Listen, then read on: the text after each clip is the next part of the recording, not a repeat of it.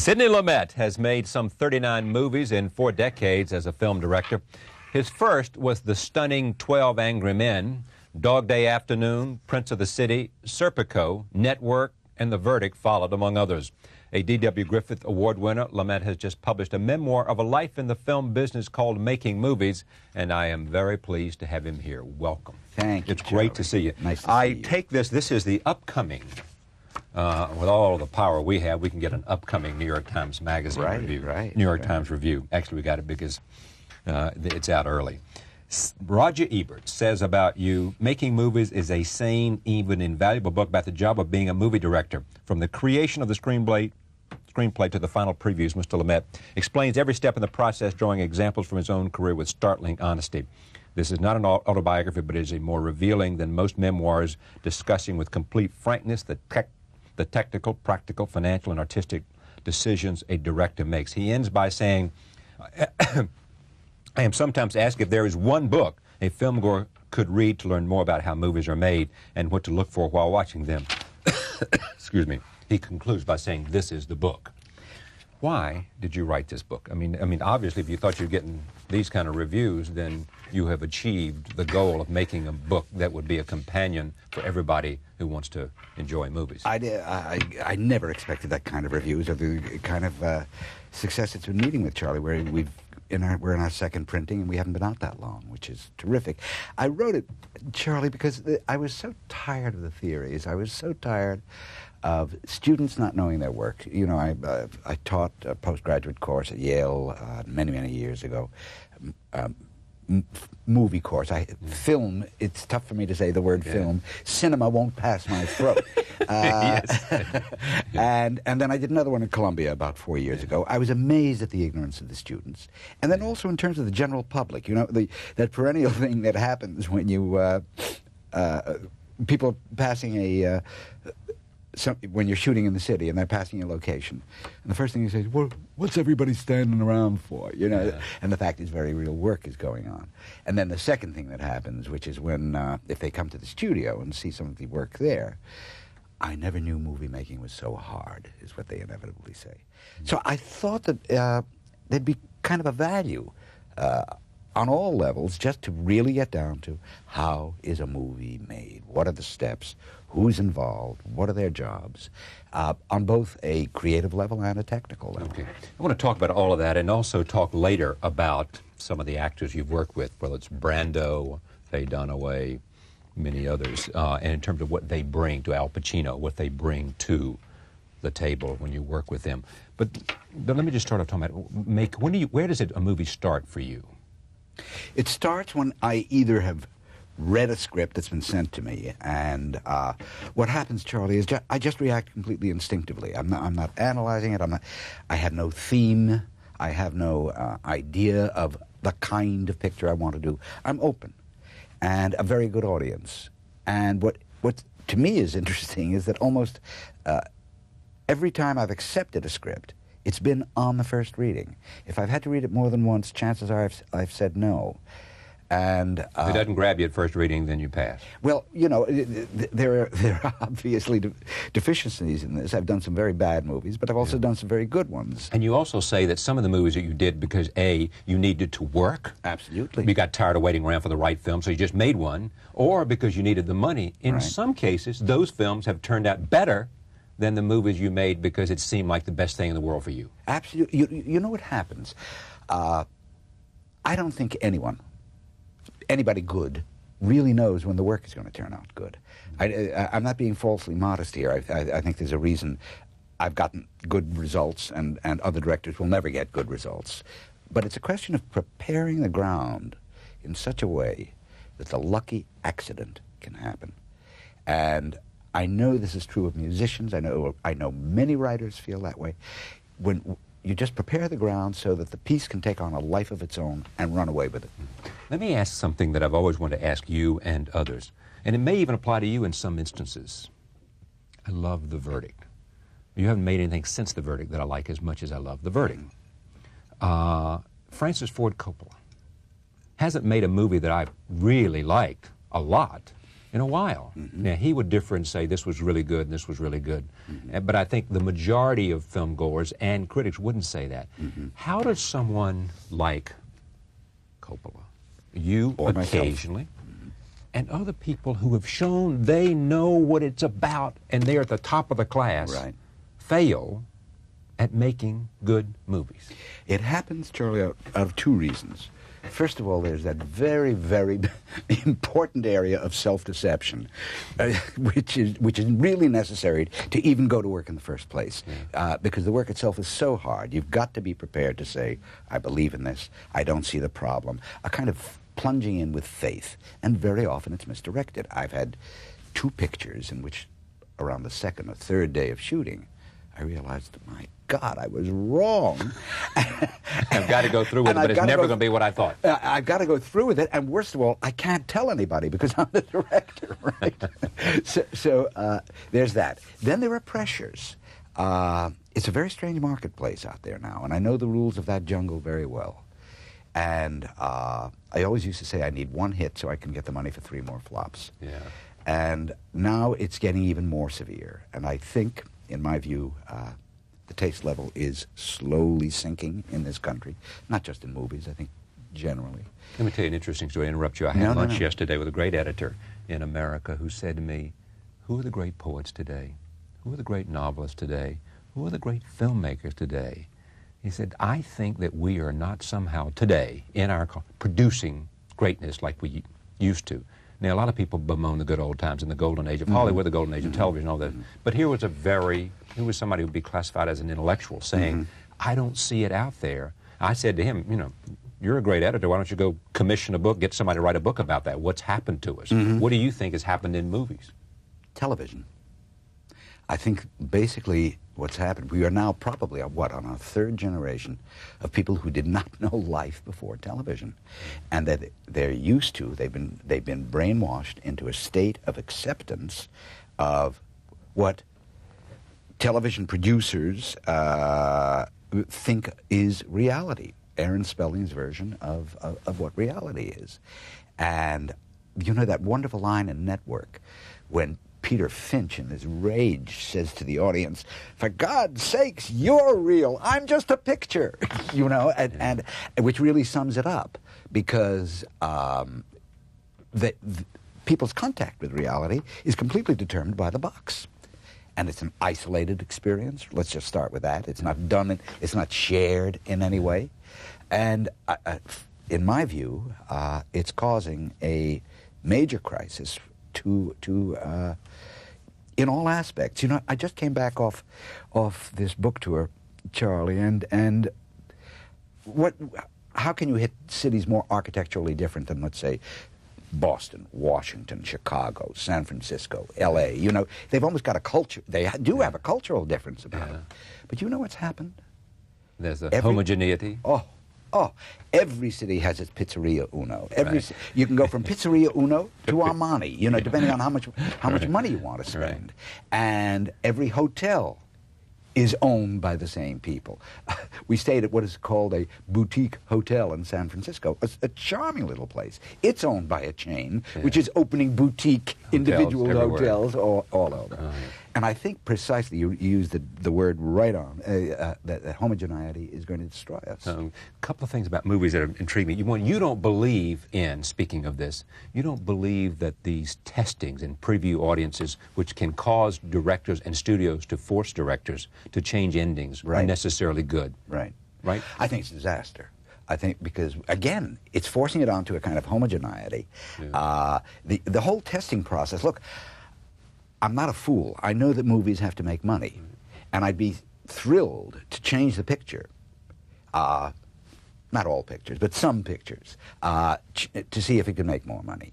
But the fact is there is no correlation. I once asked the man who conducts the research group, what is the correlation between your percentages and the cards that you break down in demographics that make the mind boggle, and the eventual performance at the box office? Right. And he said, we don't have those figures. No one's ever done a study. No, well, of course he's lying. Of course he has the figures. The fact is the figures just don't work out the way he would like them to work out so that he can get hired more. The other thing, another incident from the book, Brando. Brando will give you, on separate takes, separate performances. One is he's reaching deep inside as an actor and going for what is inside of him that gives expression to the idea that he wants to convey. The other is a more studied, in which he is simply acting the performance. It looks identical, Charlie. It's just empty inside. But on the surface, it looks as if it's exactly like the other take. As an actor, if you, the director, choose the wrong one, not the one that genuinely comes from inside, he won't give you anything from inside for the rest of the film. You've had it. Now, you know, a lot of people say, well, listen, what right does he have? That's so arrogant. What right does he have to test a director? I don't feel that way. And maybe it's because I passed the test, but the point is that acting is about self-revelation, and that's a very painful process. And he, in my view, has a right to want the person watching it to be able to tell the difference between when he's doing it and living it, and when he's simply indicating it. I don't think it's invalid. A good director can't screw up a great script. True or false? False. A great script can be screwed up regardless. Funnily enough, in my view, great scripts can get screwed up more easily because the demand that they make is so much greater. I don't have to tell you, is there anything more boring than a bad Hamlet? Well said, yeah. And nothing more powerful than a brilliant Hamlet. Well, that's what it was for, right? Yeah. So acting then is 75% of the game. The performance. Certainly in the theater. Certainly it is in the theater. In the movies, you've got a great helper. That camera. It can do an awful lot of things that can compensate for even a bad performance. It can't create a good performance, but it can provide an element that the performance should have provided. Okay. I want to take a look from 12 Angry Men. What an appropriate film. I remember once going to a class about, and it was part of management training or something like that, and they had us see it. Some psychologists wanted to see this as a group, as an example of group dynamics, right? Exactly. Certainly appropriate now as we are fascinated by what's happening in the jury room of the Simpson trial. But take a look at this. This is 12 Angry Men starring Henry Fonda and others. Here it is. Tell me about that movie and directing that scene and the way the camera pulled out so that you could see all of the people leaving the table. Well, clearly it's a scene in which a man takes off on a racial attack, juror number 8 or whatever. I loved it. They never had names, only numbers. Yeah. And slowly a protest evolves. One of the things that was very important, because it has to be completely believable, and it is very tough to make that believable, that 10 other people there'd be such unanimity in an opinion, especially on a racial level, that they'd make this step of protest. But if you noticed, Henry Fonda, our hero, was not the first one to get up. The first one to get up is actually a character who's come from a very similar background. So he's the one that starts it, and then others get up out of character, out of what their characters were. But the interesting thing, Charlie, is that doing it in one shot, doing it as a slow pullback, prevented it from becoming obvious and sentimental. In fact, it isn't for till 3 or 4 people, till about the 4th person get up, that you even realize it is a protest. You don't know at first whether the guy isn't just go to the bathroom, right? You know, just want to shake his legs. And also, by doing it in one shot, I avoided all those silly intercuts of somebody going, glowering this way or drat, or any of those obvious reactions that would have had to have happened if it had been cut up. I also would have destroyed Ed's tempo. Ed Begley, who played the man, was a superb actor. And the very fact that he could gauge the performance by how and when people getting up and moving away from, as you saw, the way he runs down in energy is quite moving. Fonda to work with. You know, there are certain actors, Charlie, who are so pure that, for me at least, they become a barometer of truth. I can measure the truthfulness of myself, of my own work, and almost every other person's work on that set by what they are doing. Fonda was one of those. And I don't know of a greater compliment that you think you can give anyone. Pacino, speaking of actors, Dog Day Afternoon. There was that long scene on the phone. I think that's as extraordinary a piece of movie acting as I've ever seen. It was very complicated the way I set it up because I wanted him to do both phone calls, the phone call to his male wife and his female wife, in continuity, and yet the two scenes together ran 14 minutes. I don't know if you're aware, but a magazine of film only runs 10 minutes. So I had to, from a technical point of view, I was using two cameras, starting the second camera when the first one was almost out of film, and so on. The thing about Al is he also has this purity mixed with this incredible, undeniable anger. He's so dangerous up there on the screen. Even in a moment of complete vulnerability, you know you have a feeling that he can just turn around into something. I'll never forget that amazing moment in Godfather when, I think it was Godfather 2, when Diane Keaton tells him that she's had an abortion. And he's just been pacing up and back, very still in that inner stillness that he's got. And all of a sudden he flies across that room and hits her. It's an explosion that's absolutely terrifying. And he has this in him, I think, this sense of rage. What does a director give an actor like Pacino? Two things. First of all, you give him a person who understands what he's doing, the thing that we were talking before about Marlon, which is very important to him. Second of all, once you've got that, you can find sources of stimulation for those feelings that he may not have been aware of in the performance of another actor, in the physical staging of the scene, or in the instance of the two phone calls in Dog Day Afternoon, in the way that I shot it, so that by the end of it, it got very complicated, Charlie. You know, the story was they were in that bank by then for 9 hours, and I just wanted him in a state of exhaustion beyond. Now, that state of exhaustion does another thing. It opens up emotions. I'm sure you've found, and most of us have found, that when we're tired, we weep more easily, we laugh more easily. We get angry easier. That's right. We're just wide open. And when we finished the first take, I said, Al, don't cut camera. I said, first, don't cut camera.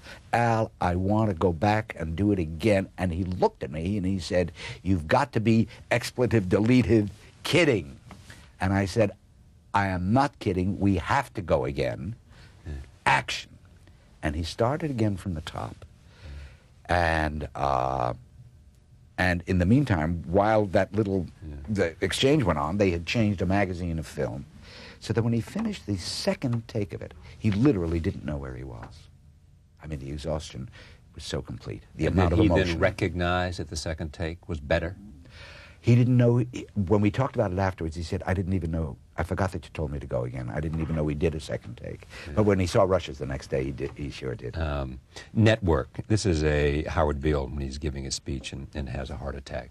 Take a look at this, and we'll talk about the scene when we come back. Programming you've seen yes, it does. Tell me about the scene, though, with Peter. Well, you know, he is a magnificent actor, and as you know, part of the point of that whole speech is that the show always ends on him having a fit. Right. I mean, he's in no real danger. He just has a fit, and the fit is the music cue. He's a consummate actor. Interestingly enough, the same thing that I did with Al on his Dog Day speech, I did with Peter on his first I'm mad as hell, right. Won't take it anymore speech. 2 cameras, so he could go from one take to another. He wanted that part as badly as any actor I've ever known. I felt it was very, very important to get an American for it. And Peter was living in the Caribbean at the time. I don't remember which island and said, look, I've got with me, he flew up to New York, he said, I've got with me a tape of Walter Cronkite, a tape of John Chancellor. I am going back down, and I'm going to work for 2 weeks, and I'm going to come back up to New York, and I'm going to read this whole part for you. And he did, Charlie. He did, and he read, my reservation was only about the accent. I mean, as an actor, he's magnificent. And he came back up and read 4 lines, and Patty and I said, it's yours. Pat Chayefsky. Yeah. And it was, did he win an Oscar for that? He did, posthumously. Posthumously, that's right. It was it's extraordinary. We were, you know, before the Oscar, while the voting is still going on, the company flies you out there and you hustle like crazy trying to pick up votes. And Peter and I were scheduled to do a radio show that morning, and at Beverly Hills Hotel, there's a small staircase down from the 2nd floor, and literally as I came down the staircase, he was sitting below and I saw him go over. And that was it. That was it, yeah. Knowing what you know and putting a lot, as Roger Ebert says, if you want one book on making movies, this is it. The title is Making Movies. What do you wish you had learned earlier? I mean, what have you learned that's important that you wish you'd known from the beginning? I wish I'd had a little, I don't know if you can learn this, I wish I'd had a little better taste.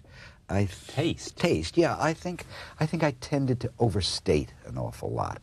That may have been because I really wasn't used to, having come from television, I wasn't used to an image 30 or 40 feet wide, and that's a whole different aesthetic, you know, because scale is critical. So making for a television screen is a very different act than making for a movie screen. Yeah, I think so.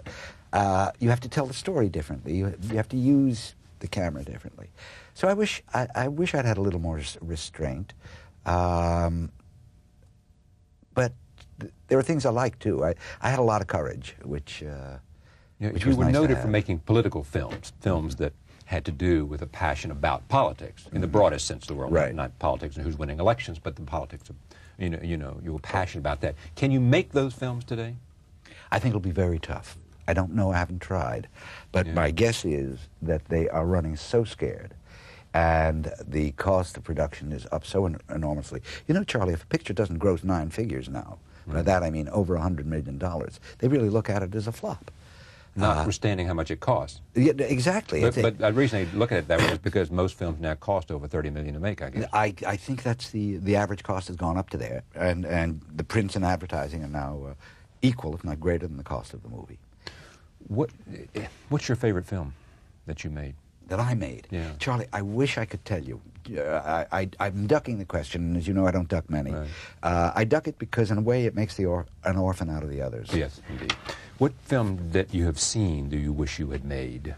I couldn't have made it, so it's safe to say that I think the best movie of the last 10 years is Hoop Dreams. Do you really? I think a documentary. I think it's an astounding movie about America, about people.